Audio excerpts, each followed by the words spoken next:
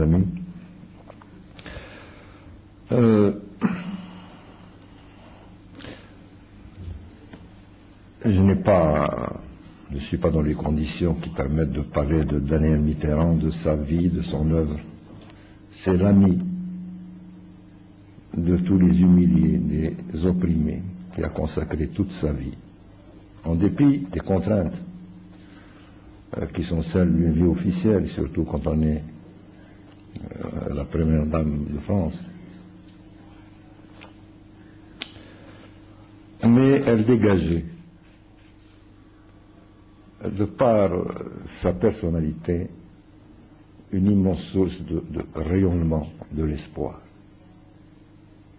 Et je crois que c'est ce qui reste en moi, et le choix du pianiste d'interpréter, il ne pouvait pas choisir meilleur morceau que, un, le chant des partisans, et deux, il est revenu le temps du muguet pour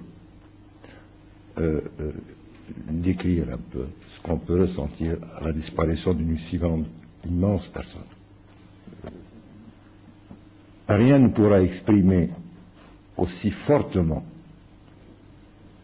rien ni personne, un hommage à Madame Mitterrand que celui que nous avons vu à travers le film sur l'hommage rendu par des ashrafiens, c'est-à-dire un ensemble de personnes qui, bien qu'elles aient le pistolet sur la tempe, pistolet des vils exécutants, les mollahs, eh bien, ils ont su oublier ce pistolet et rendre un hommage aussi fort, aussi sincère et aussi tendre, aussi reconnaissant à Daniel Mitterrand.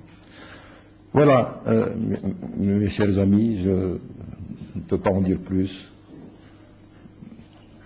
que répéter ce que disent tous les militants de l'OMPI, tous les ashrafiens. Merci, Daniel Mitterrand.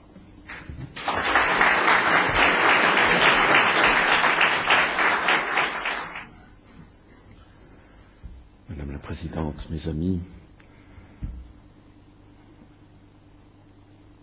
à tout ce que j'ai entendu, j'ai envie d'ajouter une petite fleur à votre bouquet, à savoir la liberté. Je trouve que Daniel Mitterrand était une femme libre. Libre parce qu'elle a vécu selon ses convictions et non pas selon ses intérêts. Je trouve que dans la société, il n'y a pas beaucoup de gens libres. Il n'y a pas beaucoup de gens libres. Les gens libres font peur parce qu'ils dérangent. Ils sont perçus comme dangereux. Elle a eu cette liberté d'aller vers les minorités opprimées. Et puis dans ce magnifique hommage qui a été rendu par les ashrafiens, vous avez remarqué qu'il y avait un grand cœur qui était dessiné. Et dans ce grand cœur, il y avait Daniel Mitterrand.